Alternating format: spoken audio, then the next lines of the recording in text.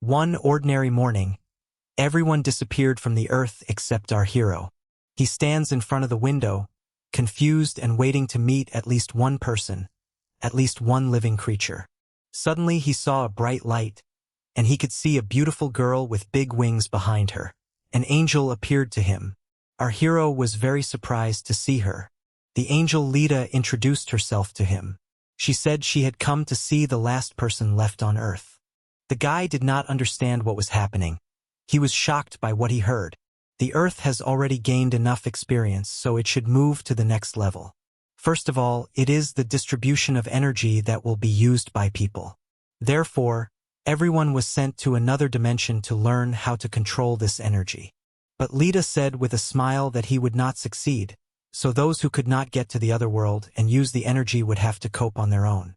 That's how our hero's normal life fell apart. He was desperate and very angry. He did not know what to do next. The boy spent a lot of time alone, and finally humanity returned to Earth, and with the people came the animals. Monsters. Big and scary. All the people are scared and don't know where to run to. And then our hero appears, who had been preparing for a long time to meet these monsters. He was wearing a mask and holding a spear. On the day of the incident, Ilan was walking to his university as usual, and then, as he stood there, he realized that there was not a single living soul there. The halls were empty, but the strange thing was that the students' belongings were on the tables, and someone had scattered them on the floor. Also in the dining room, the food was cooked. Full plates were on the tables and the chairs were pushed back as if someone had just had breakfast there. There was dead silence in the university corridor. It was completely empty. Where did everyone go? Am I the only one here today? Thought Ilan. But today is a wonderful day. The boy waited for a long time at the bus stop, but the bus never arrived, and realizing that he had no choice, he decides to walk home. Ilan thought, when I get home, I need to go to bed. Maybe it's all a dream? On the way to his house, he did not meet a single person. There were no animals or birds. It was very quiet. When he entered his apartment, he said, "I'm home." But there was silence in response. Then he looked for his mother, who was always at home at this time, but she was not there. Suddenly he looked at his watch and noticed something very strange. The guy was very surprised and did not understand what was happening, because the clock showed exactly the time he left the university. The time on your phone is the same as the time on the wall clock. But how? Ilan, who was very confused by all the events, tried to connect everything together, but after thinking for a while, he seemed to understand what had happened. He realized that he had been walking home for about 2 hours, but the sun was in the same place as in the morning, which means what? Does this mean that time just stopped? But why and what exactly happened? Ilan thought. There were so many thoughts in his head, but they seemed absurd to him. He stood by the window, completely bewildered by what was happening. All the people had disappeared, and he was the only one left. Suddenly he heard a loud sound, followed by a bright light, and something appeared in front of him. First he saw the large snow-white wings, and then a slender girl with blonde hair and wings behind her back, who enchanted him with her beauty. She told him that time had stopped on Earth, but not for him. The guy is very surprised, but after a few seconds he comes to himself and asks her in a trembling voice who she is. The girl happily tells him that she is exactly who he thought she was. Ilan stands still for a while, trying to put all the puzzles together, and then a thought occurs to him, and he asks, "Are you a burglar?" This question made the girl very angry, and she shouted back at him that she was not a burglar. How could he have thought of such a thing?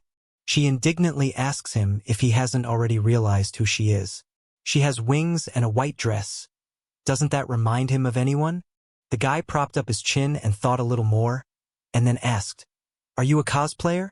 The girl was even more enraged by this question, and she answered him through gritted teeth that he had guessed wrong again. She then proudly told him that she was an angel and that her name was Lita. The reason she came to him was to tell him that he was backward. "What, you're a straggler?" Ilan asked. He was very angry to hear her call him that, and then he began to recall that it all started in elementary school, how he was simply forgotten at a bus stop and went on a field trip without him. In middle school, they forgot him again and left without him, and even in high school it happened again. He was also not even invited to an event held for students at the university. These memories made Ilan very upset. He did not understand why all this happened to him so many times. And once again it happened again. "Everyone has gone to the next world except you," said Lita happily. "Why am I the only one left again?" Ilan asks with tears in his eyes. The girl continues to tell him that now the Earth is in great danger, a great catastrophe awaits it, and she will first explain what exactly will happen, and then she will tell him about him. The Earth is moving to a new level because it has already gained the maximum amount of experience. For humanity, this means that energy is now available to them, Lita continues. Akasha's chronicles will also be made available, and people will be able to use this data. We call it status. The girl finishes her story and waits to see what Ilan has to say. The guy listened to Lita with interest. His face was genuinely surprised, and after she finished speaking, he replied, "That's a pretty simple explanation." A girl standing with a pointer in her hands said, "Well, I am a good teacher." She goes on to say that along with the energy, terrible monsters will appear that cannot be defeated with conventional weapons. But the thought of being a cosplayer does not leave Ilan. If we had left humanity in the state they were in today, the risk of complete destruction was very high. God stopped time and sent everyone to another world where people would have the opportunity and time to learn how to use energy. More precisely, their bodies are in a safe place, and their avatars have been sent to another dimension. Thanks to this, they can learn. This will give them the basic skills to fight these monsters. Here, Ilan interrupts Lita and asks if these monsters cannot be destroyed by firearms or explosions. Even a nuclear bomb would not be enough for them, because they are made of high-ranking energy, the girl replied. "Isn't God merciful to organize a training of this magnitude?" she asked. The guy asked in surprise, "What should he do now? He's been forgotten on the ground?" With anger in his eyes, he asks Lita again what to do now, how to save himself. The girl replied that it was just a mistake, and Ilan shouted back at her, "Fix this mistake!" She laughed uncomfortably and said that she could not do it because the portal had already closed and it was not an option at all. She was amazed at Ilan's secrecy. Even God himself did not notice him. He is completely enraged by what he has heard and simply shouts at her. "How can a higher being be so stupid?" In hysterics, the boy continues to beg to be taken to another world and taught how to control energy. He just can't control himself. Tears are streaming from his eyes. But Lita tries to calm him down and says that God sympathizes with his problem and has decided to give him a bonus. But Ilan wants only one thing, for her to teach him how to use energy. The guy has completely exhausted his strength. He doesn't care what happens next. But Lita is still trying to support him and is about to bring him something to eat. "People will return to Earth in 10 years, the girl said.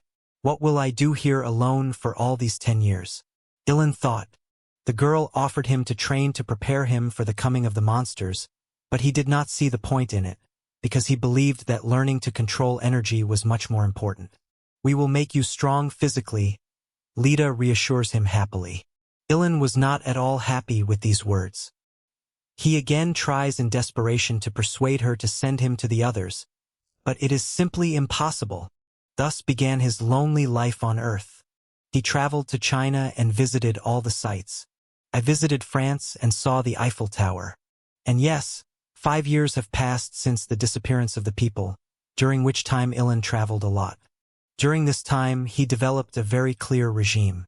Ilan trained hard and for a long time, while others improved their ability to use energy and passed various tests.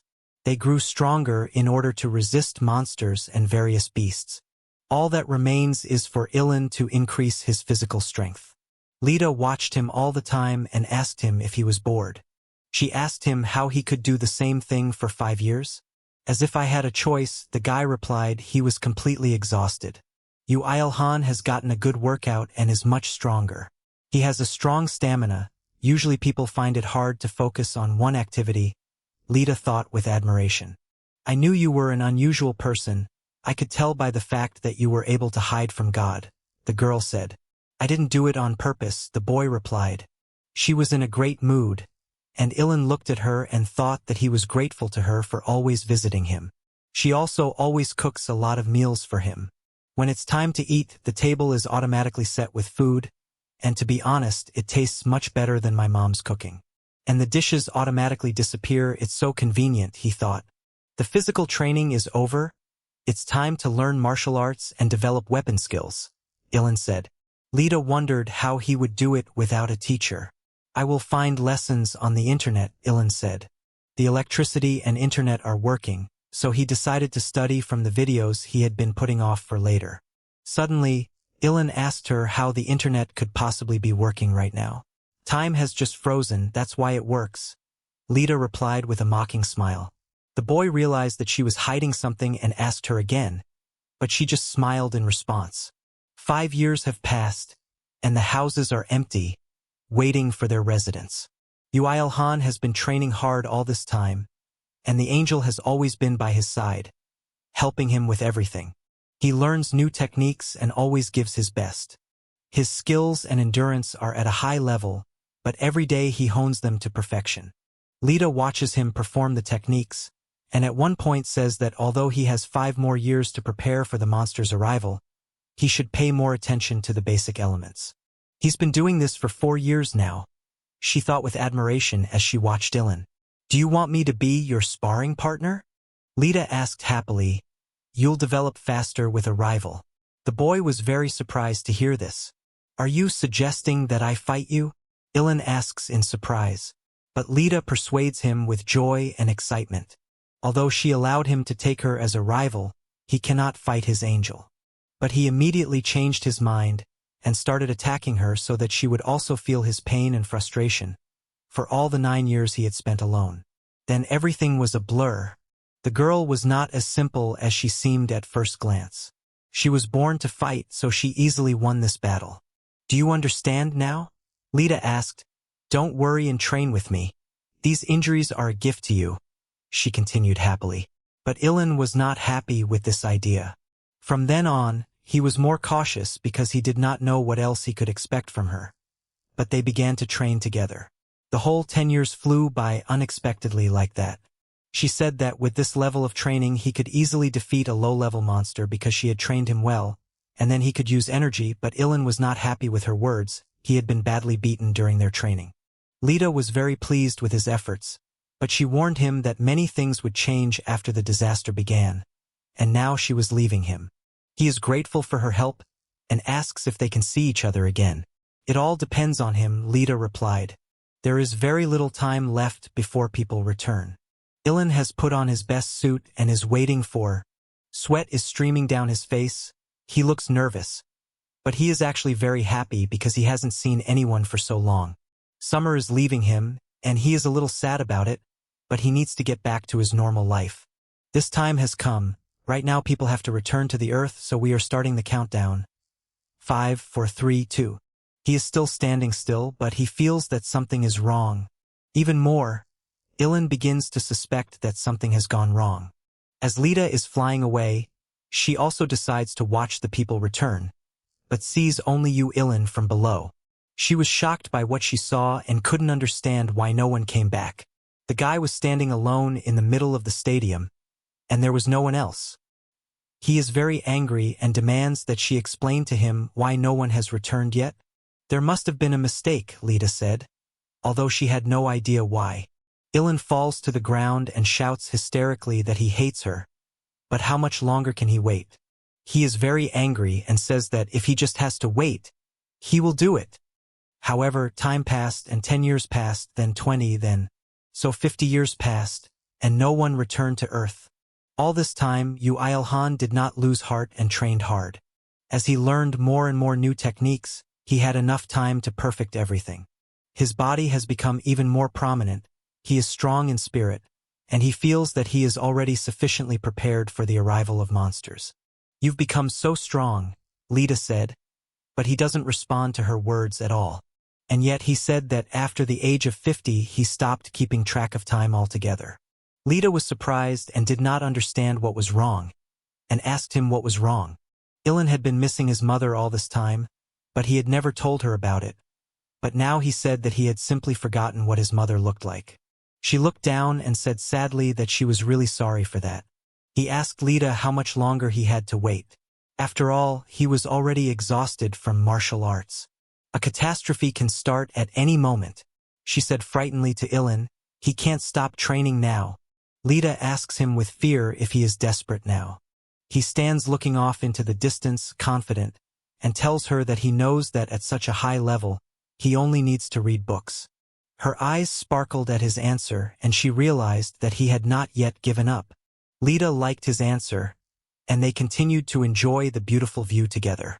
Ilan did not waste time. He read a lot, starting with contemporary literature, then books on business. He studied basic sciences, history, geography, physics, chemistry, and art. He sat in the library for days and nights, reading all the books that were there. The guy studied foreign languages and traveled a lot. They always traveled together, first to neighboring China. Later, they visited Russia, then America, and all the countries they encountered on their way. He also learned several languages. He traveled to Europe, the Middle East, and Africa. He has read most of the books in the world.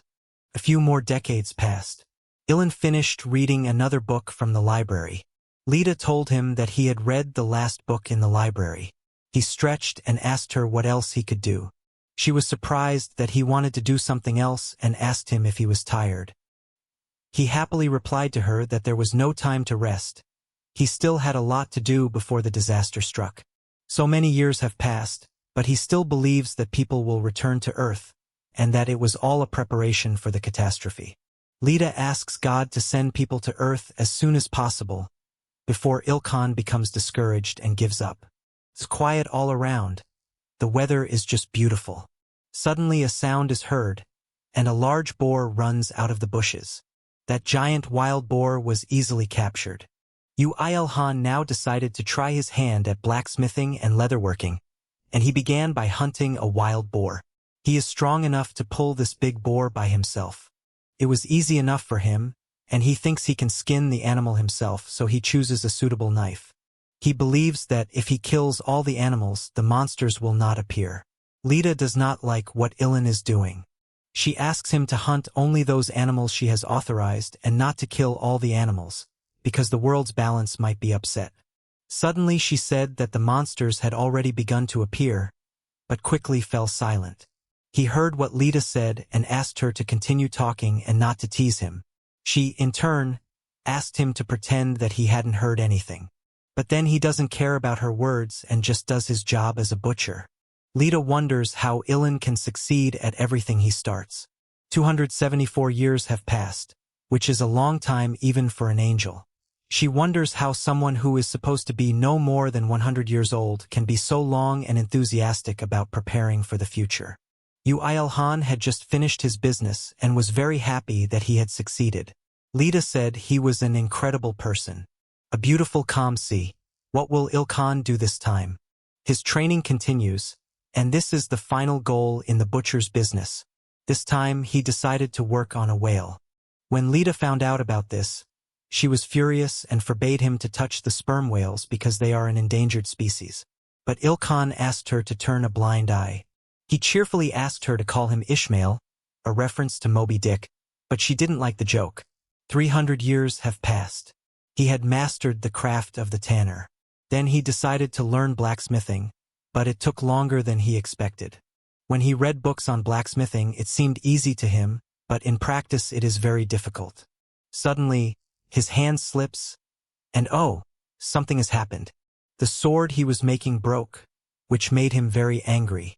Ilan thought that he was not good at it and that his hands were not coming from the right place. At first, his swords always broke, but he did not give up this business. It took him 5 years to create a simple sword, but he didn't like the result. Lita took the sword from his hand to evaluate it. She examined the sword and said with a smile that it could not even cut a radish. Ilan did not like what she said, and he said sharply that he had not asked her to cut anything with it, and that she should give it back to him.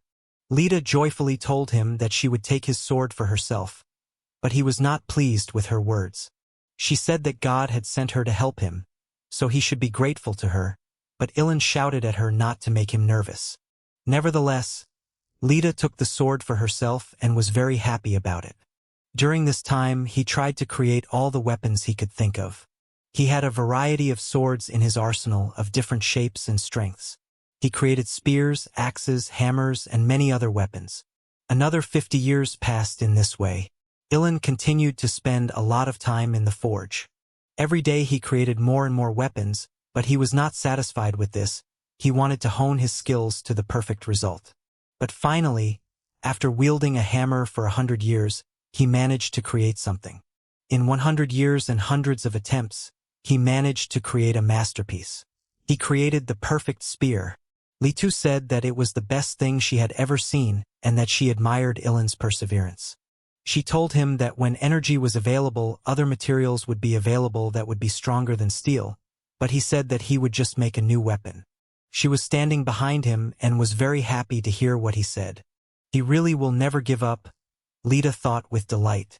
After butchering meat and blacksmithing, Ilan began practicing martial arts techniques again. He had trained very hard and just lost track of time. Lita watched him and did not understand how Ilan could constantly improve. Doesn't he get bored of it? 1,000 years had passed. She kept thinking that sooner or later he would reach the limit, and what would happen then? These thoughts never left her. Yuilhan was in excellent physical shape. His body was perfect. She thought a lot about what would be good for him, finding him something new to do, something he had never done before. Then the thought occurs to her that he has never had a relationship with the opposite sex. She is frightened and quickly pushes such thoughts away. She did not understand how such thoughts could have entered her mind. She was an angel, and she should not think of such vulgarity. These thoughts fascinated her. Lita convinces herself that this is not her wish. It is her mission, and she simply has to help him. And if he needs help, she should do whatever it takes to help him. Ilan watches her and asks her what she is doing there. He asks her loudly what she is doing there. Lita came down to him and did not know where to begin their conversation. She came very close to him and they stood for a while, just looking into each other's eyes. He calls her by name, but she does not respond at all because she is thinking about how to start a conversation with him.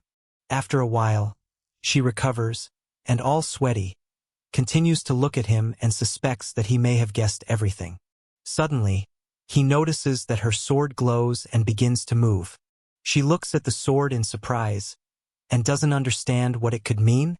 Her sword flies away from her, but they continue to watch it motionlessly. But Lita quickly starts flying after the sword she took from Ilan, which was his first sword. He calls out to her with all his might, but she has flown so far away that she does not hear him at all. Suddenly he sees that something is beginning to happen to him. Ilan realizes that he is now wearing the clothes he wore on the day when time stopped and all the people disappeared. The training equipment that he broke while practicing his techniques returns to its original form, and everything around him begins to return to its original form. Lita still manages to catch up with the sword and quickly takes it in her hands, and then continues to ask God not to take it away from her. Immediately she looks down at the ground and sees something happening. She began to realize that what they had been preparing for 1,000 years had begun. Ilkhan is being carried up the mountain by some unknown force higher and higher. He is flying in an unknown direction, and he cannot do anything about it. He is absolutely helpless here. Lita tries to hold the sword, and shouts that she simply cannot believe what is happening. She mentally turns to God and asks him to allow her to at least say goodbye to Ilan. Lita felt that she was holding the sword firmly in her hands and thanked God for giving it to her. She holds the sword to her heart and rejoices in the fact that she still has it. Tears welled up in her eyes. She had grown so attached to Ilan during this time, but would they ever be able to meet again? Suddenly, she turns around and quickly flies back to the ground, shouting at the top of her voice that they hadn't even kissed. So why weren't they given the opportunity to say goodbye? Yuilhan looks at Lita and wonders if they will leave without saying goodbye. He watches her sadly and thinks that everything has happened so suddenly. And will they not even be able to say goodbye? She is beautiful. She is an angel, a creature of the highest level. Ilan, wondering if they could meet again if he reached her level. They are both very upset that they did not have the opportunity to at least say goodbye. The city is still empty, but everything around it looks as if those 1,000 years had not passed. Suddenly, a strange flickering begins to appear. From this flickering, human figures begin to appear. In the university classroom, human figures are also visible, and everyone returns to their seats. Then the figures appear in the university cafeteria, and so everyone returns to where they were before the disappearance began. The university is increasingly filled with people. Everyone is acting as if nothing had happened. Yuil Han is standing in the crowd, and a single touchscreen sign has caught his attention. This panel contains his data, status, his level, and the skills he has. He understands that the status window means that a major disaster has begun. Ilan observes other people, and they all have the same panels, and for them it has only been 10 years. For all people, only 10 years have passed, only for Ilan it took so long. The guys who were standing next to Ilan suddenly saw that the indicators on their panels suddenly returned to their original characteristics, and so did all the people who were near them. He heard that they had worked hard to improve their performance.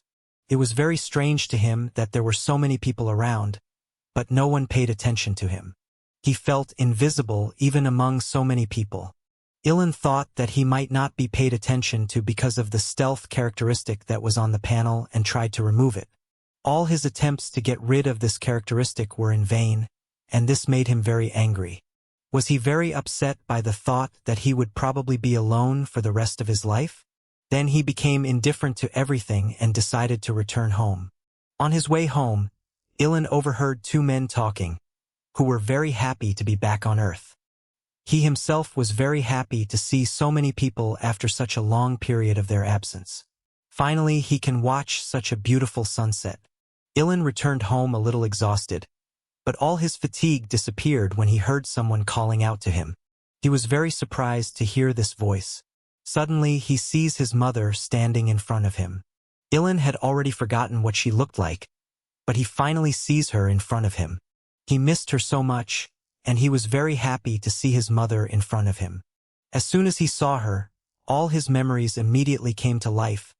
His mother, whom he had not seen for 1,000 years, finally returned to him. The beautiful sunset, which Ilkhan had not seen for a long time, also returned. He missed that smell in the apartment, his mother's delicious food. He missed his father, who used to read the newspaper at the table. Now everything was back to the way it used to be. His father was surprised that there was no news in the newspaper about Haija, the place where he learned to manage energy. In Haija? My mother asked my father, and there she was in Yemen with their neighbors. Hearing his parents' conversation, Ilan realized that something had changed in them. He was so happy to see his parents that he listened to what they had to say with rapt attention.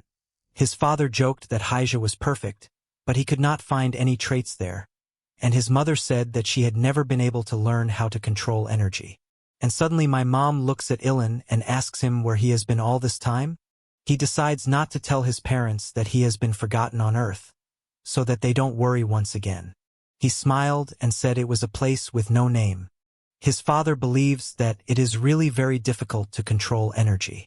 His mother agreed with him and said that they were supposed to take young and strong people for training, not just anyone, and the training lasted for 10 years.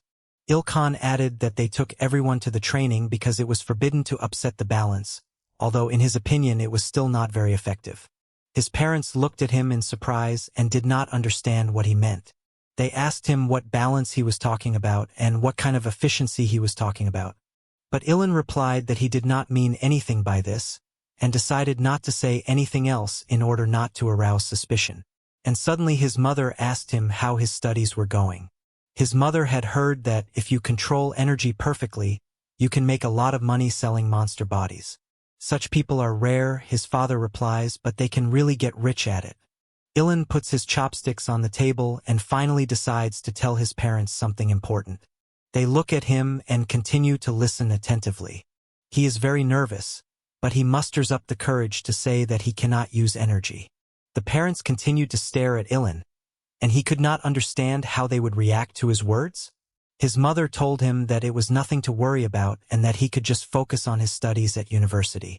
Ilan was pleased that his parents had accepted his words so easily and was happy that everything had returned to normal. It was getting dark outside, So he returned to his room and saw something strange. He saw something that struck him very hard.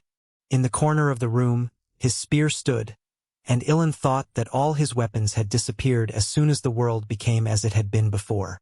He suggested that he might have kept the spear thanks to Lita. Ilan was glad that he had the spear now, so he didn't have to look for another weapon to fight the monsters. Suddenly, a panel appeared before him again, this time with the characteristics of his spear written on it. Next, he decided that he needed more information about what was going on. He had read books from all over the world, and he was so excited to see something new. There were a lot of posts on the internet with various information. After returning from the other world, people immediately began to post all the information they had received on the internet. First of all, they were looking for information on how to level up quickly, and how strong you need to be to defeat the monster. It seems that an ordinary person can handle a level 5 monster. In the other world, you had to level up to at least level 7 to become a low-ranked fighter. From level 10 you could get classes, archer, swordsman, and others. From level 50, strong fighters begin to be able to get class. Class 3, these are fighters who are already at the 100th level. From that moment on they become a national treasure.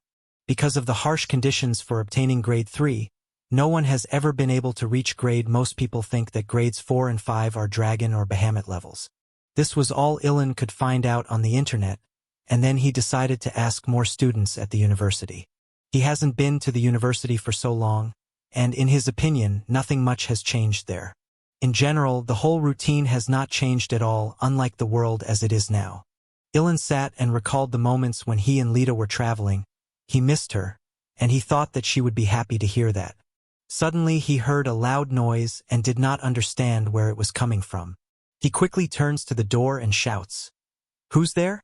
Then someone appears next to him and tells him that she was sent to him by heaven to teach him how to use energy. Ilan saw someone standing on the windowsill of his window. She introduces herself to him. Her name is Erda, and she is an angel. He was very surprised and could not believe that this was happening to him again. "You mean that an angel has burst into my life again?" Ilan asked.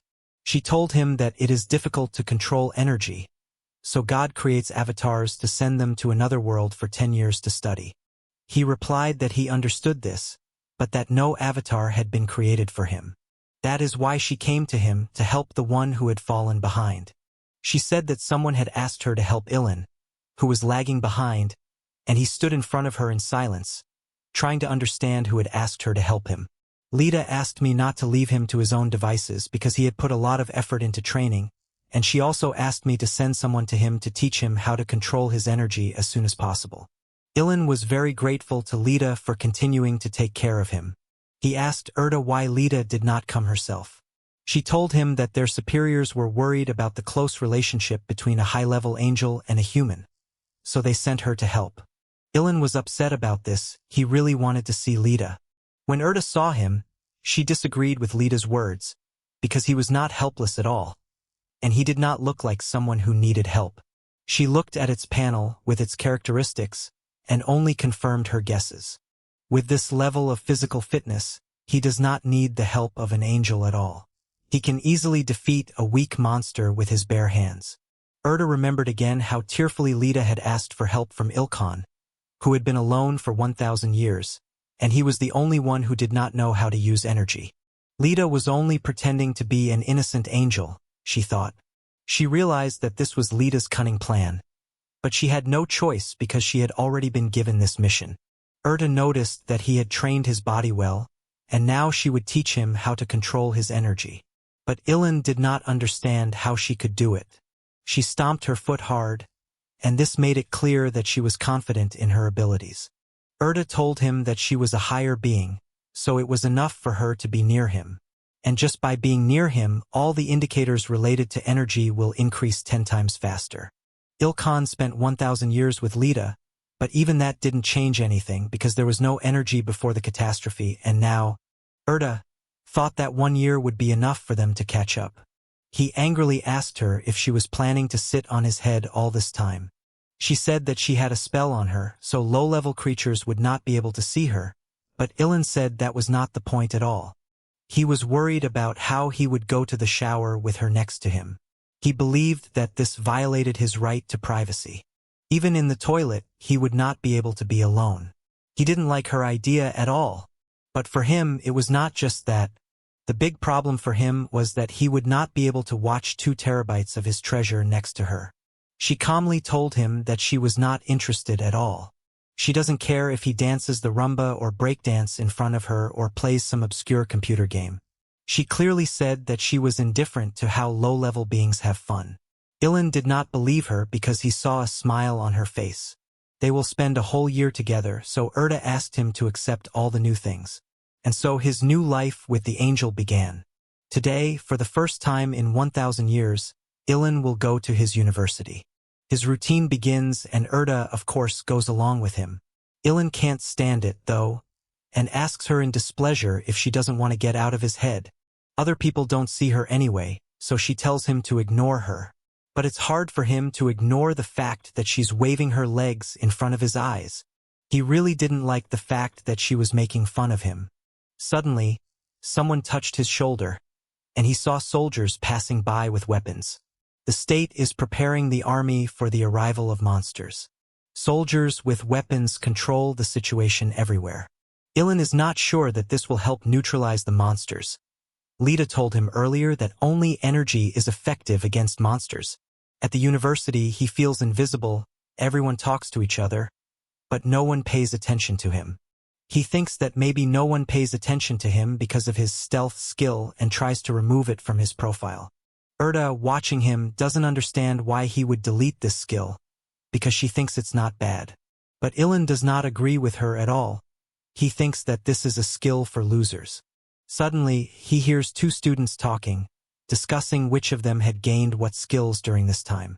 He does not understand what those students are talking about and asks Erda, "What are they talking about?" She explains to Ilan that they combine a very small amount of energy and a miserable amount of combat experience to get something that can be used against monsters. He really didn't like that she said so rudely that their experience was miserable.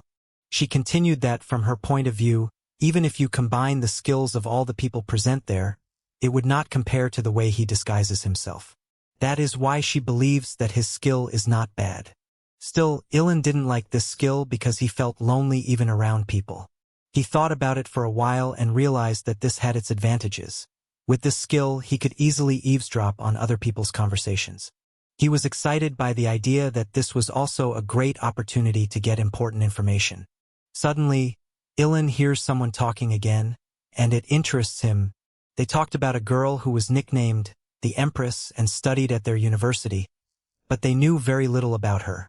He thought that they might be talking about one of the students who had shown her talents in another world.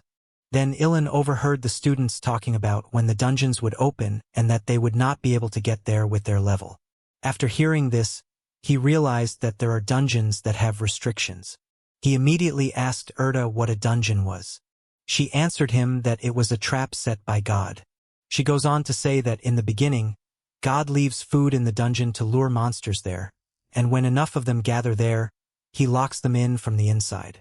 And unlike monsters, humans can go in and out of there if they meet the needs. This place where people can hunt safely is called a dungeon. Ilan asked why not lock all the monsters in the dungeon. They can't get out of it anyway. Dungeons have a lifespan, so people have to clean them up, Erda replied. She told him that there were also very clever monsters who would not fall into this trap. There are also monsters that can hack these traps and monsters that create their own traps, so it's best to be very careful. An older man, a professor, enters the classroom. The first thing he does is to check the attendance, and then he begins to give a long lecture that is completely irrelevant to his subject. He talks about how they have to adapt to a world that has changed a lot, and now it is forbidden to use energy freely, and controls have been introduced to raise the levels. Ilan was not at all interested in listening to this. He did not understand why the teacher did not teach them his subject. He wondered whether it was worth paying such a lot of money for tuition, and whether he should continue to study at the university. He believed that the use of energy would become more in demand nowadays than some papers about graduation from the university. Erda told him that the best training was hunting monsters, But Ilan sharply replied that he did not want to do anything dangerous. She advises him to start training now, because it is the initial stage of the disaster and the monsters are still weak. In her opinion, it is better to kill a lot of weak monsters while you can, and thus raise your level and energy. Ilan disagrees with her because he is currently only at the first level and cannot use energy. But Erda convinces him that he has perfect physical fitness, and that will be enough for monsters who have not reached level 25. Ilan was surprised to hear her praise his physical fitness. She noticed that something was happening outside the window and realized that something had begun. All the students heard a noise and a loud scream. Erda already knew that now, Ilan would have the opportunity to test his skills. All the students quickly ran to the window to see what was happening and were very frightened by what they saw. The big, horrible insects were everywhere, and every second they were getting closer to them. The monsters very quickly reached the window where they were standing, one of them standing right in front of them. Erda said that now the training is over, and humanity will have to survive on its own. There was a great panic. The students did not know what to do, where to go. They did not understand what the government was doing, and why the army was not exterminating these monsters. One brave man asked who wanted to join together for a hunt, but only one student agreed, and he died of fear on the spot. The frightened students quickly began to flee the classroom, pushing each other. Ilan, too, was scared of these monsters, but he stayed standing by the window and just watched everyone run away.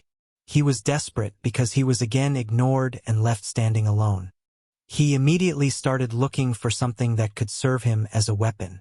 Erda was surprised that Ilan was going to fight these monsters, but he was confident in his abilities, and those monsters seemed weak to him. She warned him that these monsters were different from ordinary animals. Their skin was much thicker and they were stronger. Ilan broke off a leg from a chair and took it as a weapon. Erda continued. She said that these monsters were below level 20, so they would not be a problem for him. He starts swinging his weapon, and wonders if a chair leg will really be useful in a fight. Erda watches him closely. She sees that he has a strong spirit and strong muscles, and concludes that he will not have any problems with a monster up to level. Ilan adds some details to his weapon, and skillfully tests it by performing various techniques. She watched in amazement as he performed the moves and mastered the weapon perfectly. Erda asked him how he was able to make a suitable weapon so quickly, and if he had learned any crafts. He told her that he had had enough time to learn something. She recalled Lita's words that Ilan was so sweet and defenseless. He could do nothing, and he should not be left alone. Erda now sees the exact opposite. Erda continued to wonder how he was able to reach such heights. Perhaps it was the result of extreme training? Ilan had already prepared his weapon, but suddenly he thought. He asked her if his disguise skill would work if he started to attract attention. She thought about it and replied that the mask would be enough to hide his identity. Large insects have already overrun the entire city. Suddenly, someone from above flies right at this big monster. He strikes the monster with all his might and defeats it. Immediately, a stats panel appears in front of him, showing that he has defeated a level 13 monster and reached level 3 stamina, strength, and agility, and his energy level has also risen to level. Ilan was very happy because he was finally able to raise his level.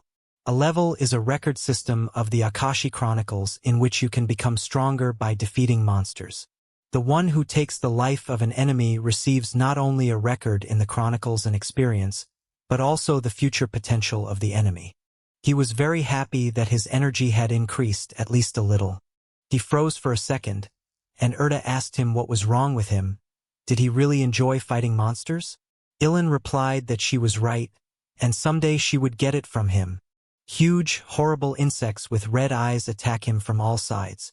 He said that he had never learned to fight a group of monsters before. And Erda said that he should rely on his reflexes, and that would help him. Ilan runs boldly to meet the monster, which is moving quickly toward him. He manages to simply cut the monster into pieces. The pieces of the monster fly apart and in different directions. He managed to defeat it. The numbers on his dashboard immediately spiked, and he realized that this was exactly what Lita had been telling him. Erta continues to watch Ilan, impressed by his skill, and tells him not to relax. The big monsters continue to attack, but he feels no fear of them. He boldly starts a battle with them to destroy them and raise his level even higher. He again succeeds in cutting the great creature in half. Ilan does not yet know that from behind him, a terrible, cruel creature is aiming at him. The monster threw him to the ground and comes closer and closer to Ilan and aims at him with its trunk. The monster pressed Ilkan with all its might and almost pierced him with its trunk. She was surprised at how well Ilan was trained, that his body was impenetrable to the trunk of a huge mosquito. Ilan was not frightened by this, he was easily able to repel this monster. Erda continued to follow him and was very much impressed by his physical fitness. She thought that he had just surpassed the limit of the human body. He continued to fight monsters and gained more and more experience, and raised his level even higher. The great monster approaches him again and begins to attack. The monster swings at him with a limb, but Ilkan doesn't even move, and quickly repels the attack and defeats it. Erda warns him that more monsters are coming. He is standing alone, in the midst of these giant monsters, all of them aiming at him. But he doesn't lose heart, on the contrary, he gains even more courage and confidently sets out to exterminate the bugs. He flies up and starts killing monsters one by one, and this gives him even more experience points. Suddenly, strong lightning appears in front of him, and Ilan does not understand what is happening or where it is coming from. In the distance, he sees a girl with large, sparkling eyes, skillfully throwing lightning from her hands, and begins to help him. Ilan was distracted for a second, and thought, "Who is she? A magician?" Erda immediately shouted at him to kill the monsters faster. The girl confidently fought monsters with the help of energy. Erda was surprised that the girl could use energy continuously. Ilan told her that maybe she was just able to raise her level just like him. His strength was running out, but he managed to defeat the last monster and reach level.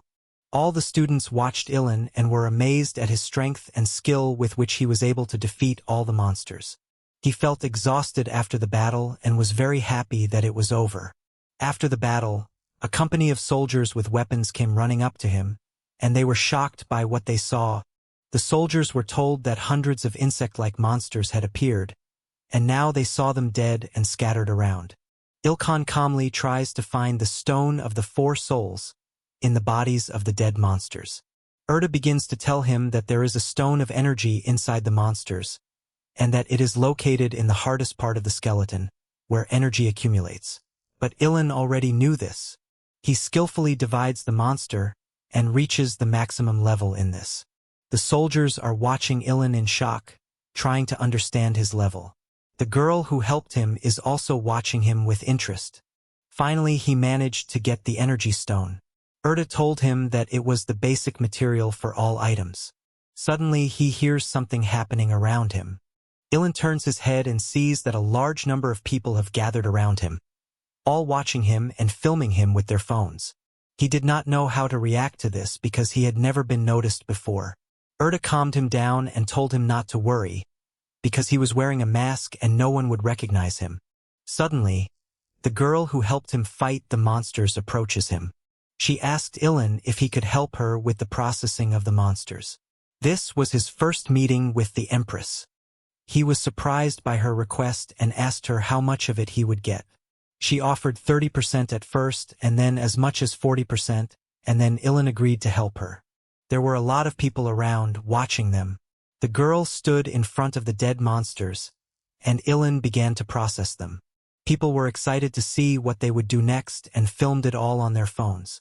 They were able to see the Empress for the first time, and they were delighted. Ilan wondered if this was the girl he had heard so much about. She was really strong, he thought. Suddenly he heard people talking about who he was. They said that rays were shooting out of his palms, that he was fighting with a lightsaber, which surprised him because it was not happening. Erda asked him if the skill of stealth was still good. He had enough of a mask to avoid being recognized. Ilan felt sad after she said that.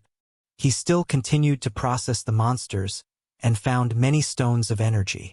The Empress was very pleased to receive the stones of energy from Ilan and sincerely thanked him for them. When he was done with everything and decided to leave, Soldiers came to meet him and asked him to stop. One soldier came even closer and aggressively said that he had to ask him something. Suddenly, this soldier is struck by lightning and his body bursts into flames. The Empress decided to shoot him with her lightning, and Ilan and the soldiers were shocked. The people watching were also surprised, and their opinions on the Empress were divided. Some said how cool she was, some didn't understand why she did it, and others just stood there in silence and shock.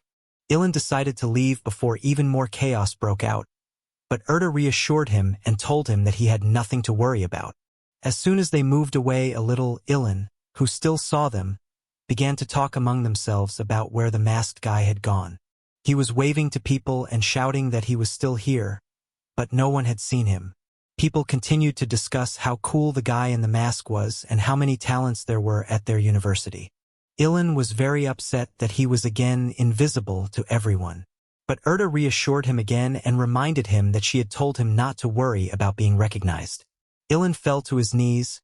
He didn't understand what was happening to him, as if everything had gone so well, but inside he felt broken. It's a quiet evening. The streets are empty. All the people are already in their apartments. Ilan sits and thinks about what he can do with the stones of energy he has taken from the monsters' bodies. Then he decides to make armor to protect himself. He thinks that it will be difficult to make a full set, so first he needs to make protection for his arms and legs. Erda thinks that he cannot handle these energy stones, and persuades him to wait for a real craftsman and ask him for help. But Ilan is confident in his skills, and with a smile he tells her that he will do everything himself. Erda remembered Lita again, and how she had asked her to help Ilan. "Oh, Lita," she said, and Ilan heard her and said that he too missed her. Erda told him that she missed her too, and she wondered how Lita could have deceived her like that. She thought that he was like a cheater in a way, because how could it be that he knew everything and could do everything? After deep reflection on his mastery of everything, Erda asked him if he knew anything about mana crafting. This was the first time Ilan had heard about it, but he was eagerly waiting for her to tell him more about it. She told him with a smile that it was not surprising that he knew nothing about it. They didn't even have the energy. He is excited, and after she says this, he starts shaking her and asking her to teach him this new skill. Erda cries out to him to let her go so she can teach him this skill. He quickly let her go. He was very uncomfortable after his actions, but she was still very angry with him. She was very excited that he touched her, because she was not used to him at all. She quickly pulled herself together and began to tell me that mana crafting uses energy crystals. These crystals are similar to stones of energy, which are used to create weapons and armor that have special powers. This craft originated from blacksmithing. After hearing this, Ilan can't control himself anymore, and he starts shaking Erda and asking her to teach him this craft. She responds by slapping him hard to bring him to his senses and says that she will teach him and that he shouldn't shake her so much. After being slapped, he calms down, and Erda reminds herself out loud to remember to say a few nice words to Lita when she returns to heaven. Ilan did not understand what she wanted to tell Lita. Erda thought of telling her to take care of her husband herself, and she was very angry with Lita, but she did not tell him this. She went on to tell him that before starting to craft the armor, they needed to prepare all the materials and magic stones or energy crystals with special properties. Ilan was surprised by her words and asked her what properties the crystals should have. She explained to him that it was something similar to a stone called the heart of a dragon. He immediately imagined this stone and a big red dragon next to it, and he said it was very cool and he liked it. Erda continued to tell me that the magic stone should be placed next to you, synchronized with it, and then the forging process should begin. And only after the product is ready, you need to crush the stone and apply it to the surface of the product. After applying the magic stone to the surface of the product, the basic shape is obtained, and that's where the work ends, Erda said. Basic shape can improve the performance of the product, add attack and defense power. Ilan was very surprised because it seemed very simple to him. She told him that the basic shape only enhances the characteristics of the product. But there is another kind of craft, she added. Craft that can teach new skills is called advanced craft. It would be much harder to do in advanced form, but with the amount of energy Ilan has, it's simply impossible to do it now. Despite the fact that he could not do it at the moment, Ilan still asked her to tell him how to make an advanced form.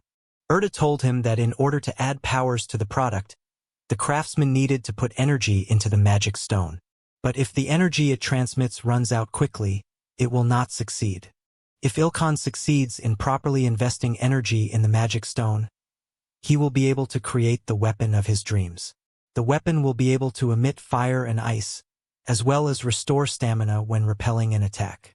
She continued that when choosing an ability, the will of the master, the amount of his energy, and the number of magic stones are important. Ilan was very interested in her words, and he decided to try to make the weapon himself. He begins to make a weapon. Erda watches him work, and she is amazed at how dexterous his hands are. He quickly managed to make arm and leg protection and was pleased with the result. Erda was surprised that Ilan managed to make the arm and leg guards, even without any skills. Then he began to concentrate his energy. She thought he was really talented because he grasped the concept very quickly and immediately put everything into practice. If he understands so quickly, and everything that follows, he will be able to gain incredible power. These thoughts did not leave her. The protective armor was ready, so Ilkan began to think about how to use the magic stone to attach it. He picks up the magic stone and begins to synchronize with it. Erda tells him to use the stone and his energy.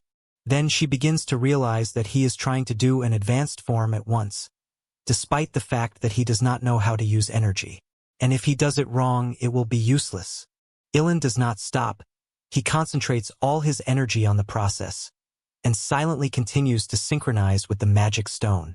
Suddenly, a strong smoke appeared in front of them, and they saw some unusual weapon that looked like a mantis scythe.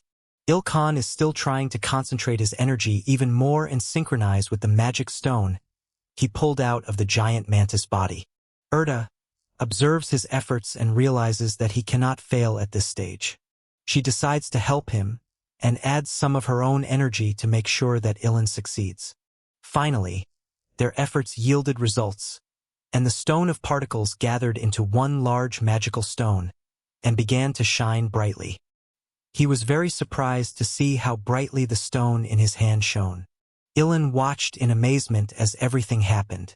The stone grew brighter every second, and the power of energy swirled around it.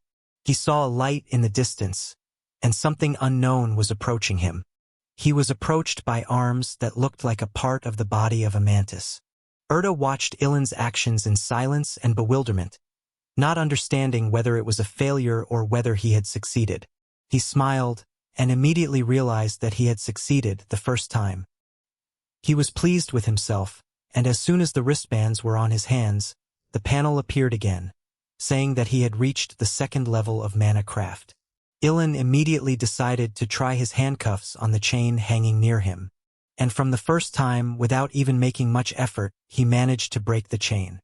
He looked at these perfect arms that could serve not only as protection but also as a weapon, and he realized that this was exactly what he wanted. Erda watched him in amazement. She was simply stunned that all his efforts were to add the skill of Mantis to his armor. Ilan was pleased that he was able to break the chain with ease, and tells Erda that they must now hurry. She begins to tell him that she helped him a little with the energy, but she was still surprised that he managed to create such an object the first time. He quickly begins to move away from her, and she does not understand what is happening. Ilan starts running very fast and shouts to her that they need to get out of there because he broke the swing. Erda shouts at him to stop. She will use restorative magic, and everything will return to its place. At the same time, there is an urgent news on TV that the authorities continue to search for unknown citizens who destroyed the monsters and disappeared. Ilan, who was just about to go to university, heard the news that 2 unknown people from his university had quickly destroyed the monsters and disappeared without a trace. His mother heard the news and asked him to stay home today. Erda continues to listen to the news. The authorities called these people who disappeared users of superpowered abilities, and believe that their level of energy possession is also very high. His mother excitedly continues to persuade him to stay home. Ilan sees the mom's profile panel, which says that she can now track her son's movements while he is at home. He laughed hysterically after what he saw, because now he would not be able to do anything in his room in peace. But he still reassured his mother and told her not to worry. If he saw a monster, he would run away quickly. News reports continue to say that the government plans to create a unit of energy users, which will be managed by people with superpowered abilities. Ilan's mother asks him to be very careful, and he and Erda leave for the university. The weather was beautiful. Everyone was hurrying about their business, but the atmosphere was calm. Ilan is happy that he was able to get out of the house, despite the fact that his mother asked him to stay. He cannot believe that his mother has acquired such a skill, but why does she need it, and what good will it do her? With a smile, she begins to tell him that even in a large group of penguins, a mother penguin can easily hear her chick crying. This is a useful skill for survival. He imagined this situation, how he was in a crowd of people starting to cry, and suddenly his mother appeared there. Erda asked him what was wrong with him. He replied that it would hurt him a lot if his mom stopped paying attention to him too. She then asks him what he thinks about the news he heard today, about the detachment of strong fighters that the government is planning to organize. He told her that he did not want to work for the government, and he was not interested in it at all. For him, he and his family come first. They continue walking, and he talks about how it is easier for someone to do something on their own. He doesn't need any more restrictions. It seemed as if someone was watching them. Ilkan stops and sadly tells her that he would like to meet the Empress again. Erda, disappointed, asks him if he has fallen in love with her. He replies that this is not the case at all, because, at the beginning of the disaster, he is not interested in anyone at all. He doesn't even have time to look at his treasures. After hearing what he said, Erda became agitated and began to look at him with suspicion, but he told her not to think of anything stupid. Ilan was very angry and disappointed after her suspicions, but she continued to talk about how she had experienced a drop in libido after heavy intense physical training. He just couldn't hold back his emotions any longer and shouted loudly to her that he was not impotent. He stood in the middle of the crowd, shouting loudly, but absolutely no one paid attention to him. Ilan's tears were flowing with anger. Erda told him that even if he shouted impotent in the middle of the street, no one would notice because of his abilities. He tells her that he knows why this happened. She asks him why. Ilan thinks that no one is interested in him now because he has spent so much time with Lita. Erda looks at him with pity, and says that indeed, after admiring angelic beauty for 1,000 years, he could have lost interest in ordinary women, impotent. He orders her not to repeat this word again.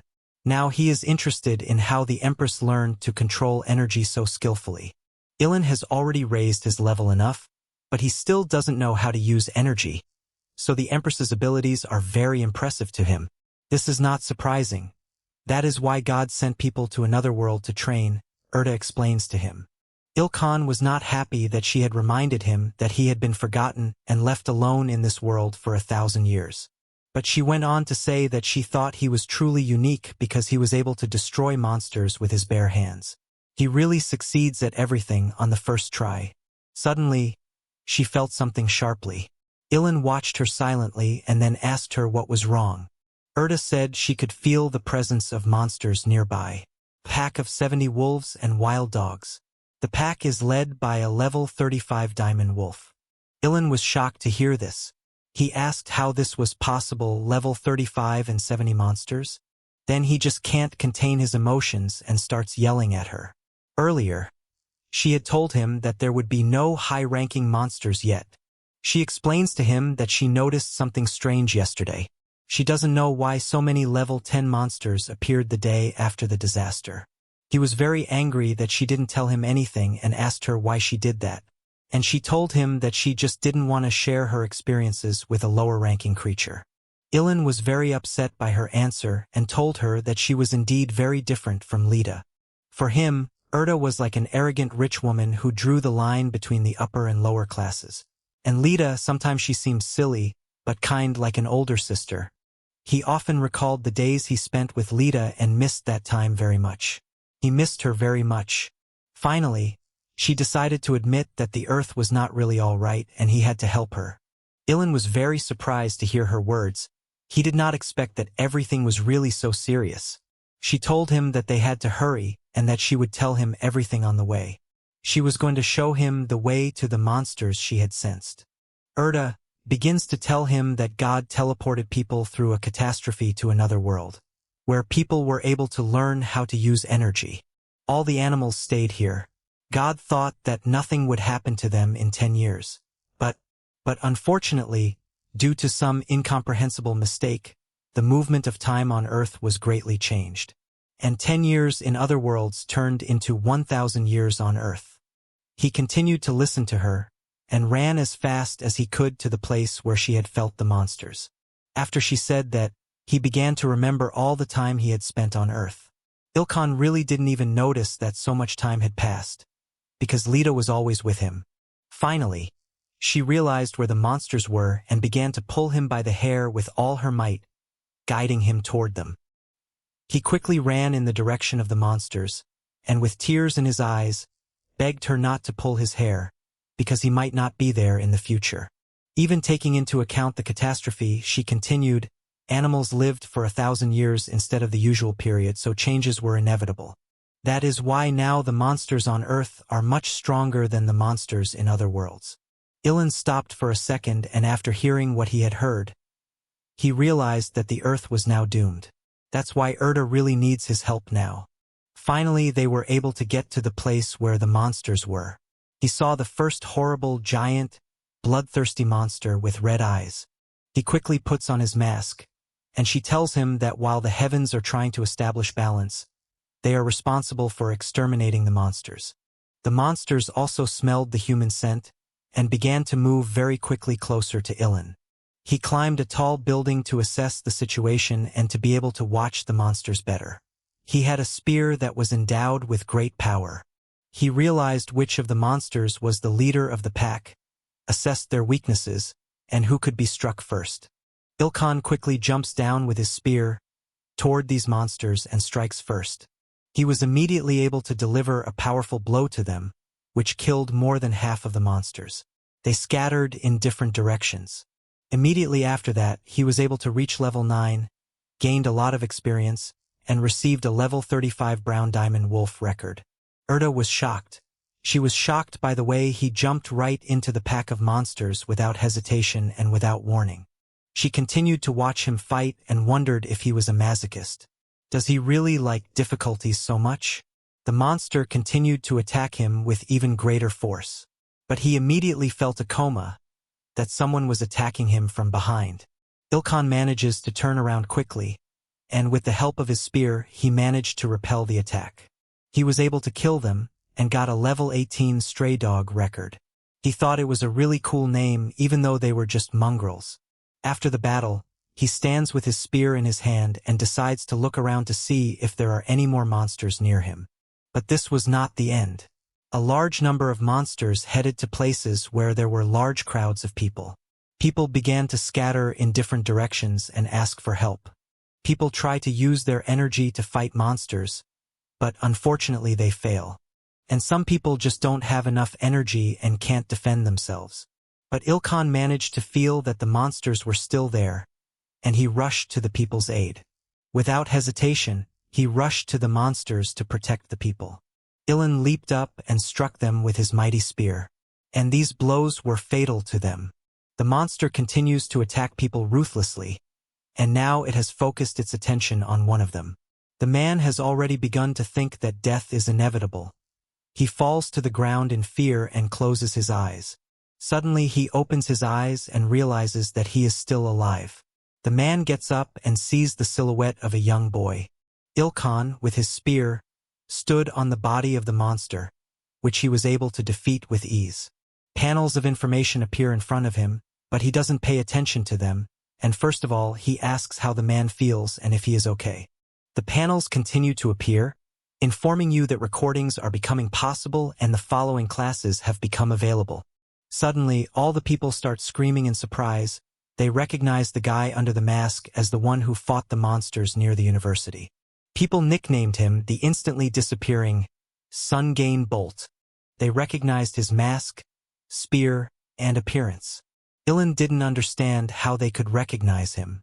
He didn't like the way they called him, and Erda consoled him with the fact that he now had fans. The ruthless monsters continued to attack him with even greater force. They wanted to tear him to pieces. He was able to defeat this monster with ease, and kept telling Erda that he didn't need fans. "Just look at this humble guy," she said. Holographic panels with information kept appearing in front of Ilkhan, but he couldn't understand why his level wasn't rising. He looked again at the message on the holographic panel and realized that it might be because of this message that his level was not rising. Suddenly he hears a sound. The leader of the pack begins to howl loudly, as if calling everyone to come closer to him. Ilan hears the sound getting louder and louder and continues to watch in confusion. More and more giant monsters are approaching him, but he does not understand where they come from. Erda, flying closer to Ilan, tells him that it looks like it was someone's order, so he needs to be very careful. The monsters are increasing in number, continuing to attack him. He realizes that if he retreats, he will lose the initiative, and if he defends himself, they can bite him. So he decides that all he has to do is attack to gain more experience and just destroy them all. Suddenly, a monster approached Ilkhan very quickly and was ready to tear him to pieces. But with lightning speed, he repelled his attack with his spear. During these bloody battles, when he was defending his life, he had the opportunity to learn many more techniques. Ilan did not understand where so many monsters came from, but he was ready to kill them all. He jumps up with all his strength and strikes the monsters with his spear. He easily repelled this attack and scattered the monsters' bodies in different directions. People continued to watch the battle with amazement, and they were surprised that Ilan was able to defeat 5 monsters at once very quickly. Suddenly they hear a loud sound from behind. They don't understand what's going on, and they immediately try to turn around to see what it is. One of the monsters quickly attacks the boy and pins him to the ground with its paw.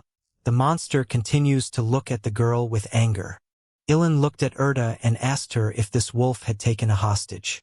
"It looks like it," Erda replied, "and it seems that this is not the first time he has done so." He immediately raised his spear and said with a smile that this did not change anything, and he would still be able to defeat him with ease. He is standing in front of the monster, looking it straight in the eye. He tries to understand what the wolf's next move will be, and how he himself can act to save the boy. The hostage is wounded. He is trembling with fear and pain. Ilan continues to think about how to help him. All the people are watching with fascination what Ilan is going to do. They are filming everything, and it seems like it's just a show for them. Erda excitedly tells Ilkhan that his decision determines whether he will be a hero or a villain. But he replied that he did not care what he would be to people. And he struck the monster with all his might. He took off the monster's head with his mighty spear, and he was able to save the boy who was being held hostage. Thanks to this, he was able to get a level 32 record of the Big Cunning Wolf, and gain a lot of experience. In fact, Ilan was thinking more about the fact that if a person is in trouble and he can save him, he will do it. But only if he can do it. Because he doesn't consider himself a hero, he's just an ordinary guy, who will never leave a person in trouble. Ertu was very surprised by his frank speech, but he wanted to say something cool for once. Meanwhile, another pack was approaching them. He is walking near the wolves, looking for something. The monsters seem to have noticed that he has lost his weapon, so they try to attack him. Ilan smiled and said to these arrogant puppies that they should not think that he could fight only with a spear. The monster begins to approach him very quickly, and strikes him from behind. But Ilkhan was able to strike him with one hand and crush his teeth to dust. The monsters were all around him, but he was full of courage, and he was ready to kill them with his bare hands. Erda all this time had been observing how he behaved in battles. She noticed that he was not going to sacrifice himself for the sake of saving others. And Ilhan makes decisions calmly and much faster than others in order to show the greatest efficiency. She remembered Lita again, and thought that she had succeeded in raising an extremely powerful monster. Erda continued to watch him with fascination, and realized that it was impossible to teach this. Ilan was so strong that he could easily defeat a pack of monsters with his bare hands. People watched in amazement as he fought the monsters with great skill. They shouted out to him that they were in awe of how strong he was, and that even his body was an extremely strong weapon. With just one wave of his hand, he managed to kill a giant monster. After Ilan finished the battle, he stood calmly among the pack of dead monsters and asked sarcastically, "Is this really it?" Suddenly, a gun muzzle was put to his head. He did not know that someone had approached him. One of the soldiers came very close to him, pointed his machine gun at him, and started shouting at him to not move and stand still. Ilan heard someone shouting and turned around. He was very surprised to see a machine gun pointed at him. He saw that he was surrounded by a large number of soldiers with weapons. When people saw that their hero was detained by the military, they were very angry. People shouted at them not to touch him and that he was the one who defeated all the monsters. But the military continued to keep him at gunpoint, watching him closely, and would not let him go anywhere. The military were also surprised that he was able to defeat all the monsters alone. A large number of soldiers guarded the battlefield and did not allow anyone to get there. Suddenly, a woman in a military uniform turned to our hero. She apologized for what had happened and asked him not to misunderstand. It was wrong. She apologized again and explained that they did not mean to shoot. They were just worried because there could have been a lot of monsters around. But she is glad that everything ended well. The woman continued to talk to him, saying that an entire army unit was looking for him and they wanted to ask him something, but a man standing next to her interrupted her. He told her that no one listens to her. She opened her eyes and was surprised to see that our hero had disappeared again. Ilan decided not to continue listening to their conversation and simply walked away from them. But the lieutenant was very angry. He had moved away a little when suddenly his spear hit something soft. Ilan came across the monster's body with his spear. The first thing that came to his mind was that he needed to make a knife to cut it, but he had to find a place to do it. Suddenly, one of the soldiers noticed that Ilan's spear was stuck in the monster's body, and he shouted joyfully to the others that the hero was still here. The lieutenant ran up to him again and happily asked him to listen to her. He refused her offer. She was in despair from what she heard. She asked if he had any grievances against the army or the country. He told her that he had no grievances. She then suggested that they work together, but Ilan refused her offer. The lieutenant was very upset by his answer. She did not understand why he was refusing them.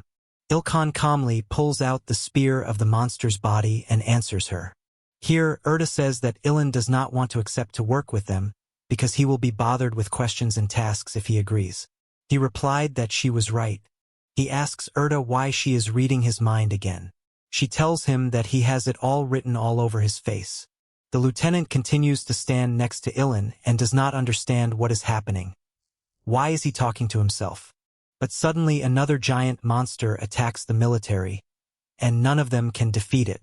Even though they have weapons, Ilan quickly runs up to them and defeats all the monsters again with his bare hands.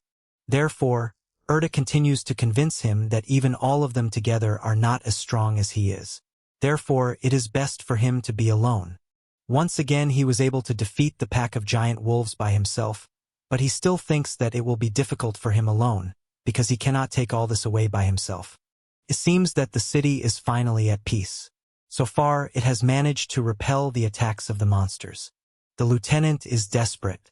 She thinks no one listens to her because of her military uniform. But suddenly Ilan approaches them and she asks him with a smile if he has decided to work with them after all. Instead, he offered them to buy the bodies of all the dogs from him, because, in his opinion, it was more profitable to sell them than to drag them home. The lieutenant did not understand his question, but the man standing next to her explained to her that the bodies of monsters are actually very valuable. Upon hearing that the monsters' bodies were very valuable, the lieutenant quickly replied that they were willing to buy them. She also asked him very modestly if it was possible to buy energy stones as well. But Ilkan sharply told her no. The bodies of bloodthirsty monsters were everywhere. Ilan quickly began to process them. The military were surprised how he was able to cut them so neatly. They did not understand why the skin and bones were almost undamaged. Perhaps because he killed them with a single blow? They examined the next wolf and realized that the materials would be damaged by the gunshot, so it would be impossible to use them. Meanwhile, Ilan was skillfully treating the body and extracting stones of energy from it. The lieutenant continued to watch him with admiration and even started filming him on her phone. Later, she called someone and asked if the video she had sent had been viewed. The lieutenant said that this guy's skills are amazing, but the voice on the phone shouted for Lieutenant Khan to bring him to them quickly. She angrily replied that the guy had turned them down and that he was not interested in working with them at all. But the voice kept telling her to seduce him with her looks or something else. She really did not like the option of seducing him with her appearance, and the soldier standing next to her said that she could not even try.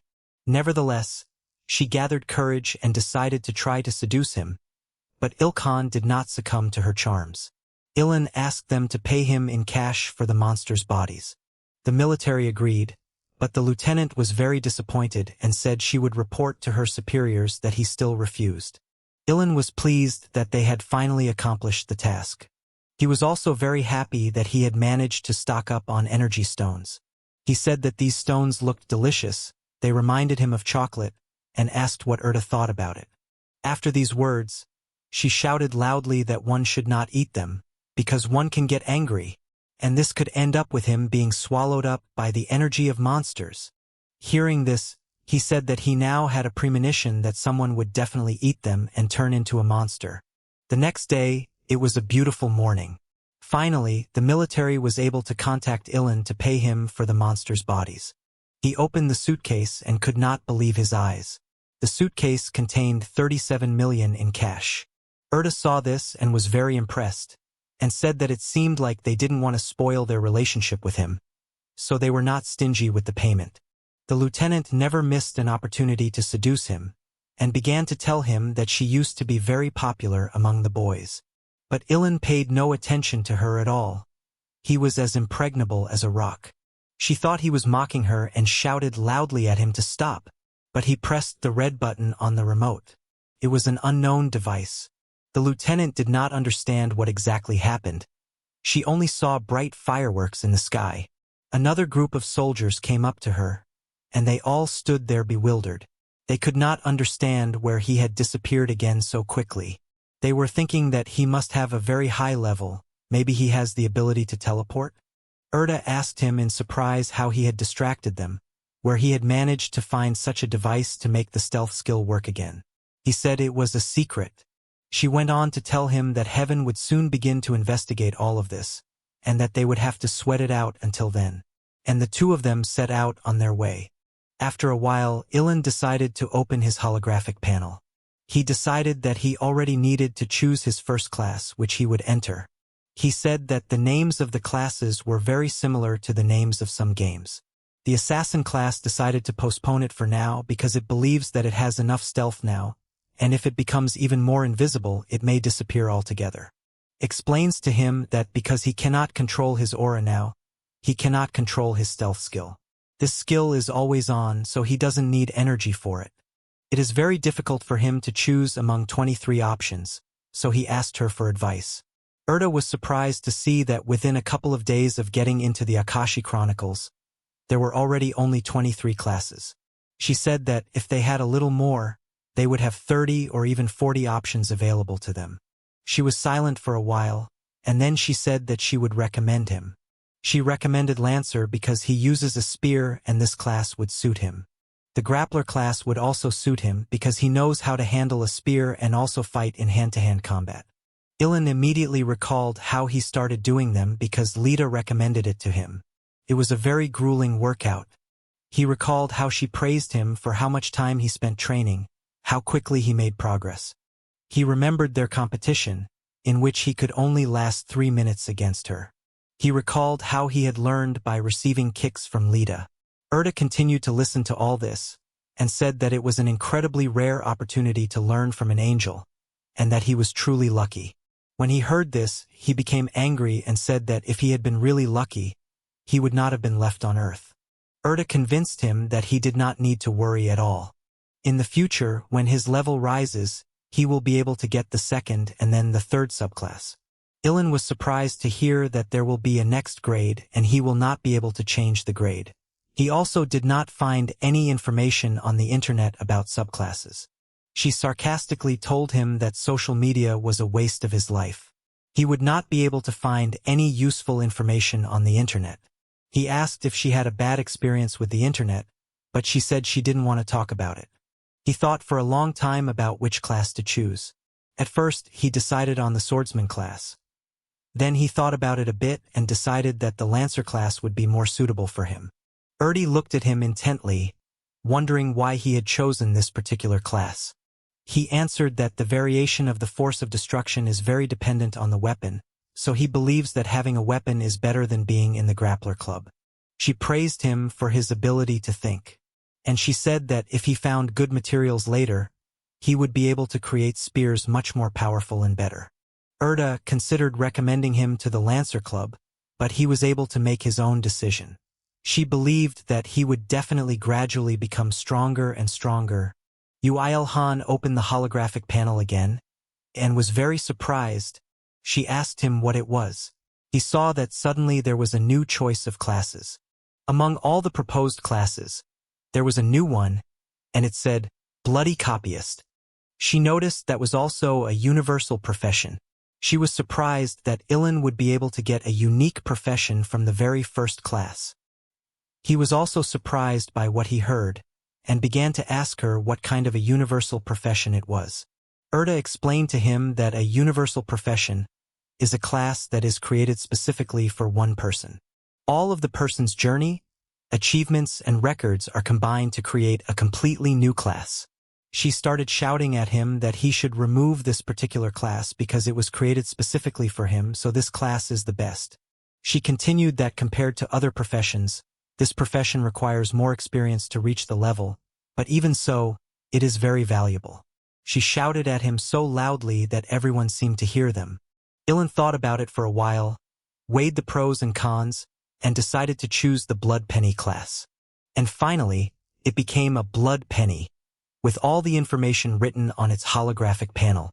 The conditions for the progression of stealth and spear skills were also changed. He kept reading and realized that something was wrong. The panel said that he would not be able to control the energy, and he could not learn the active skill. He was just in despair when he realized that he had become not a bloody penny pincher, but a foggy penny pincher?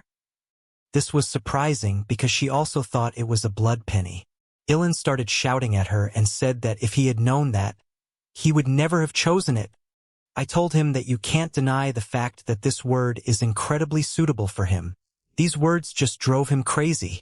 Suddenly he felt some strange sensations in his body. He couldn't understand what was happening to him. The holographic panel reappeared in front of him, and he felt some unknown energy begin to swirl around him. Ilan felt that his physical body was gaining even more strength. His muscles became even more prominent. He was very surprised to feel that his body had changed. Erda explained to him that because he had gotten first class, his body had become stronger. He looks at the holographic panel again, and is truly convinced that he has changed. He was very upset when he saw that his title had not changed. He began to think about whether he would be the loneliest person in the entire universe for the rest of his life.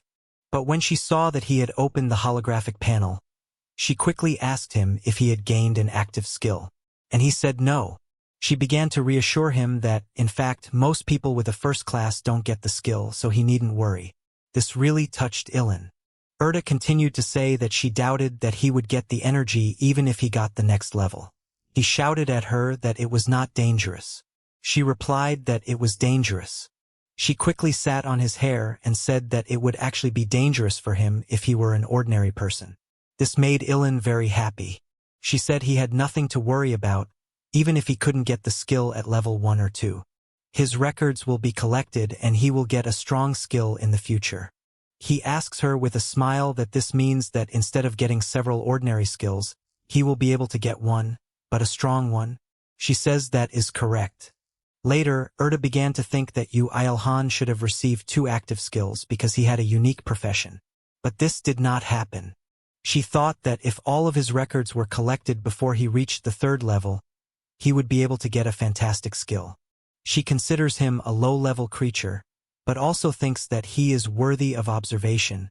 Then she shouted that it was time for them to go and took his hair with her little hands.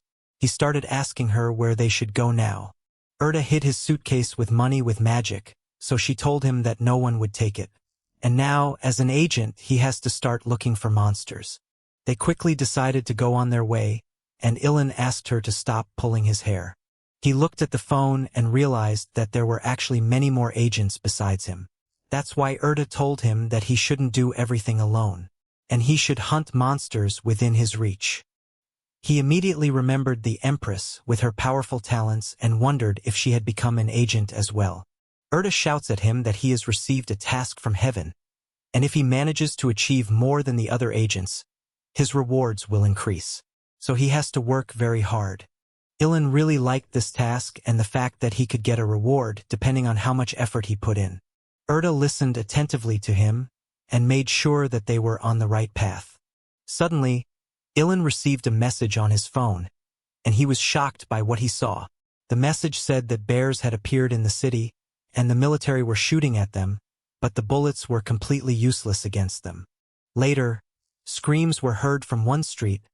People were very scared after seeing the monsters again. This time, giant terrifying bears with red eyes appeared on the streets. All the people who saw the monster began to run away quickly and beg for help. Only Ilan stood among them and stared at the monster.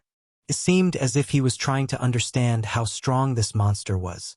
And it seemed that he had been waiting for these monsters for a long time. Ilkan, with a smile on his face, pulled out his spear and said that it looks like today he will be able to eat the bear's gallbladder. Erda said that if he had the skill of resistance to poisons, he might be able to eat this delicacy. He was not happy with what she said. He told her that if he had the opportunity to learn this skill, he would try to get it. Ilan is trying to get closer to the monster, but suddenly he notices that the houses are starting to collapse. He was very surprised to see the military launching missiles. Erda quickly notices something and asks him to look at it. Both of them are frozen in a stupor. A giant monster mercilessly destroyed everything around it. It could easily destroy the building with its paws. While the monster was destroying everything around it, the military raised the alarm. One soldier shouted to shoot at it with everything they had. A large number of soldiers shot at him with machine guns and pistols, but there was no result. This number of shots made the monster even more evil, and there were no bullet marks on it. The bullets were absolutely useless. Were the military shocked because they did not understand how they were supposed to fight this monster? Suddenly, the monster pounds the ground with its giant paw with all its might, and begins to scream loudly. The monster rises to its full height, and the military notices that it is about to change direction. Erda and Ilan were watching the whole situation. She said that their buildings were completely unreliable, but Ilan asked her to be more understanding. Because at the time when people were training in another world, all the buildings, technologies, and weapons existed before the current situation. At that time, the military were running away from the rubble of the destroyed building. The monster was screaming louder and louder, as if to let everyone know that no one could stop it. Ilan had already put on his mask and said that the monster seemed to be having a lot of fun. Erda asked him what he was planning to do and said that he had to hurry. He picked up his spear and calmly said that he still had time. Energy began to swirl around him, and he was ready to strike. Suddenly, the holographic panel appeared in front of him again. On the holographic panel, it said that thanks to stealth, his strength increased by 10%, and thanks to the fact that he wielded a spear, his strength increased by another 10%. Ilan thought that now was the perfect time to be stealthy. At that moment, the monster stopped and started to listen. It seems to have sensed something. Ilan is convinced that the monster will not see him. He wasted no time in attacking the monster. The monster raises its head up and starts screaming with all its might. It seemed as if it could still see Ilan. Erda yells to Ilan that he needs to believe in his ability, so that the monster can't see him before he attacks. But he tells her that his main priority right now is the monster, and he can't focus on anything else. He strikes the monster with an extremely strong blow. And it seemed that it was after this blow that the monster lost its balance and began to fall. When people saw the guy in the mask, they started shouting joyfully that their hero Sun Gain Bolt had returned. Ilan was not happy to have this nickname attached to him. He stopped for a minute, looked at the monster, and realized that he could not kill it with one blow. Realizing this, he started shouting to the military that if they wanted to live, they had to run away. The soldiers were shocked when they heard this. They did not understand whether they really had to run away now. Suddenly, the monster came even closer to the people, and they all started to run away in panic. People started running in different directions and begging for help. They no longer expected to stay alive. Ilan tries to strike the monster, but the monster manages to sense that someone is trying to attack it. He has failed again. Not only to kill the monster, he has failed to even wound it. He begins to think that he really has no chance. While Ilkhan is doing his best, using his spear, to at least wound the monster, Erda holds him by the hair and rides on his head. She thinks it is all very fun. Ilan's actions only manage to make the monster even angrier. Suddenly, Erda shouts to him that he has regained his stealth, and the monster cannot see him now. Therefore, he has every chance now. But he begins to worry about whether the spear he made himself will be able to withstand the attack. He begins to think that although his body is no different from the day he was left on Earth, he has managed to increase a lot of strength in it through long and grueling training. Ilan began to remember Lita again, and how she taught him various fighting techniques. She always told him to focus all his weight on one point and not to think about extraneous things. He remembered how worried he was at first, and asked her what would happen if someone got hurt. Lita answered him with a smile that he could only worry about this if he could at least touch one hair on her head.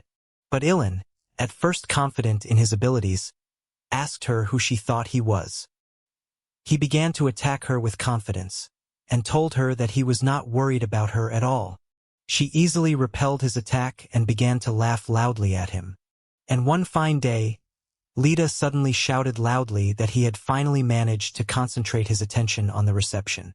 He was completely exhausted, and he put his head on her lap, and she smiled and said that he had succeeded. Ilan looked at her in surprise, and at first did not understand what she was saying. She happily told him that he had managed to pull out her hair with his punch. Yuilhan did a great job. As he fought the monster, with tears in his eyes, he remembered all the wonderful moments with Lita, and he thought about how much he missed her now. Thanks to these memories, he was able to realize that he needed to concentrate all his strength and bring it to one point. So he quickly tries to concentrate. He gathers his strength into one whole, and he strikes this giant monster with his mighty spear. The soldiers noticed that the monster stopped and screamed in pain as blood gushed from its head. After that, the monster finally collapsed to the ground. Ilan managed to kill this giant monster. After that, the holographic panel appeared in front of him again, and it said that he was able to get, on record, a level 54 Great Brown Bear. He was also able to get the new title, One Hit, One Kill. Ilan was very exhausted after the battle, and he also received a hint on the holographic panel. When focusing on the vital organs of the enemy, the probability of a fatal blow increases. Then they decided to get closer to the monster. Erda was surprised that he was able to finish it in just 3 blows, and that was without any skills. Although he was extremely exhausted, he was very pleased to hear her praise. Ilan looked down at his spear, and it seemed to him that the spear could hold out a little longer. He was very happy about that. When they approached the body of the slain monster, he was very happy to be able to handle it. He raised his hands in the air and shouted with joy. Suddenly the monster's body shrank. Erda told Ilan that it seemed the monster had a giantism skill, and after death this skill disappeared. While treating the monster's body, he was talking to Erda at the same time. He said that he was pleased that he had gained the critical strike skill. She told him that this skill went well with his agility skill. She continued to tell him that all his records, actions and achievements and contact with anyone have a great impact on the formation and growth of his skills. They were talking and did not pay any attention to the fact that a car approached them very quickly. Unidentified people got out of the car and began to quickly approach the military. They said to the soldiers that they would take care of everything themselves. Later, they asked the military where the monster they had heard about was. Erda and Ilan overheard their conversation. She was surprised to hear Ilan say that it looked like other skill users had come up. But he replied that they were a little late, because it was already over. They kept asking the military what exactly happened here. And they were very surprised to be told that the monster had already been killed. The guys continued to talk to each other with smiles, saying that it would be too easy for them to deal with this monster. Yet one of them wondered who really managed to kill this monster. He turned his head and saw Ilkan in a mask near the monster's body. Ilan was a little scared when he thought that the boy recognized him. But Erda reassured him that the guy was actually looking at the bear's corpse and only noticed him because he was near it. Suddenly, the boys froze in surprise, and one of them shouted, looking at Ilan, that it was Sungain Bolt. Suddenly, one of them began to say sarcastically that it was impossible for one guy to kill a bear by himself, that it was impossible to do it on the third day of the Great Cataclysm. The boys came closer to Ilkan and began to ask him how he managed to kill such a giant monster. The boys asked Ilan a lot of questions, but he had no desire to answer them. One of them did not like this and got very angry. He started shouting at Ilan to answer when asked. The other guy calmed him down and said that it looks like this hero doesn't want to talk to them, so let's leave him alone. The girl liked Ilan. She thought he was really cool. But the guy next to her told her that she had very specific interests. The guy who was in charge of this team said to the soldier that there seemed to be no work for them here and asked if they needed any more help. The soldier replied that their help was needed in other areas. Hearing their conversation, Ilan thought that the guy who was in charge of that team was very fluent in communicating with people he had just met, and he probably had a very active social life. He was thinking that if it were him, he would have failed the whole thing, even at the moment of greeting, and he felt very uncomfortable about it. Suddenly, the guy who was talking to the military approaches Ilan. He says that he is very happy to meet Sungain Bolt and extends his hand to him, and also says that his name is Du Wuyong. Ilan turns to him and does not understand why he is now reaching out to him. Wuzhong goes on to say with a smile that when he saw the man who killed the bear, he realized that he was actually much stronger than the bear. Still, he continued that he would be able to overtake him in the near future anyway, and that he had better remember his name. Wuzhong. Ilan could not stand it any longer and asked him what he was going to do after he was able to get ahead of him. Wuzhong was very surprised by Ilan's question, and he stood silently for a while, looking at him with big eyes. And yet, after a while, he replied with a smile that in a world where strength is denoted in levels, it is easy to understand who is the strongest. Wuzhong continued that one day, he would be able to be above everyone. Ilan was very surprised when he heard what he said. He had many thoughts in his head and did not know what to say to him in response. Ilan thought all these reasons were insignificant, and he wondered who he wanted to become. But suddenly, after a while, he asks Wuzhong why he needs a rival, and this question surprised the boy. Ilan asked him if he could not become better if there was no other person to be his rival. And what does he want to achieve by setting himself the goal of breaking another person? He did not understand why the boy could not study on his own, why he wanted to involve another person in his business. He told him that if he wanted to overcome something, he had to overcome himself first. Ilan continued to talk about whether he had been working for 1,000 years, but still could not find confidence in himself. He continues to ask why this guy is disregarding it and saying he's going to be stronger than him. Suddenly Erda comes closer to Ilan and asks him why he is so upset. He turned around to see if anyone else was standing next to him. But Erda calmed him down and told him that they had already left. Ilan worriedly adjusts his mask and tells her that he is absolutely calm. He was very angry that she was reading his mind. After some time, when he had processed all the bears and found no magic stones in their bodies, their skin was very useful, because their skin is bulletproof. Suddenly, one of the soldiers approaches him and begins to call out loudly. Ilan quickly replied that he was not going to sell monster skins. But the soldier told him that he had not come to him for that, and he wanted to make him an offer. And the soldier, waving his hands in different directions, begins to tell him at length about his offer. The soldier offered him to install an application on his phone, and that it is with the help of this application that Ilan will be able to track the location of monsters that have just appeared on the map, and that this will help him a lot in his hunt. Ilan was very surprised by what the military man told him. He asked him, "Isn't this a state secret?" And the soldier replied that it was all for the safety of citizens. He thought long and hard about what the soldier had told him, but was still inclined to install the app on his phone. After that, he just turned around and went about his business. Suddenly, the lieutenant asks the major if they can really let him go just like that. And the major replied that they had to force him to cooperate with them and use all the necessary means to do so. Then the major starts shouting, "Does this lieutenant really think that users of abilities that can destroy a monster of such a high level in 3 hits will really obey their orders? Over time, it will become even stronger. If they try to limit it by force, it will backfire on them. The best option is to exist and benefit each other." The lieutenant, hearing this speech, suddenly shouted loudly, "Major, you looked incredibly smart." The major was frightened by such a loud shout and said that he did not look smart. He actually was. Erda and Ilan overheard their conversation, and she said that this soldier was really smart and he would live a long life. He shared with her his thoughts about being overrated, and she told him that he was actually underrated. Erda continued to think about what if the army had forced Ilan to cooperate with them against his will. He would have destroyed the entire military unit just to disobey their orders.